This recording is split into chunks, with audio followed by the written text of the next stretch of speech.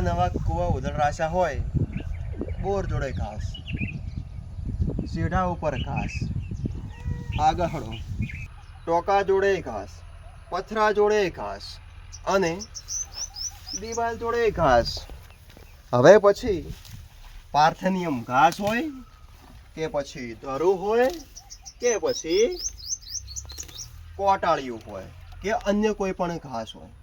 હવે આ ઘાસને બાળવા માટે બે દવાના હું તમને કન્ટેન કહીશ. પહેલી દવા એ છે ammonium salt of glyphosate 71% SG ફોર્મમાં આવે છે.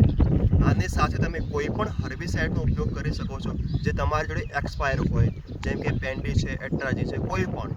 જો તમે એનો સ્પ્રે કરશો, 100 ગ્રામની પડીકી આવે છે એક પંપની, એનો સ્પ્રે કરશો તો તમને 100% રિઝલ્ટ મળી જશે. બીજી દવાનો કન્ટેન એ છે ગ્લુફોસિનેટ એમોનિયમ 13.5%, જે એસએલ ફોર્મમાં આવે છે. આનું પણ સૌથી બેસ્ટ રિઝલ્ટ તમને મળી જશે. અને હા, જે પહેલો કન્ટેન કીધો મેં, એમાં શરૂઆતના 3 દિવસ તો એવું જ લાગશે કે ધરું બળતી નથી, પણ એ 7મા 8મા દિવસે તમને પ્રોપર રિઝલ્ટ મળી જશે. આ બીજી દવાનો કન્ટેન છે, એમાં તમને 4-5 દિવસમાં રિઝલ્ટ બહુ સારું મળી જશે.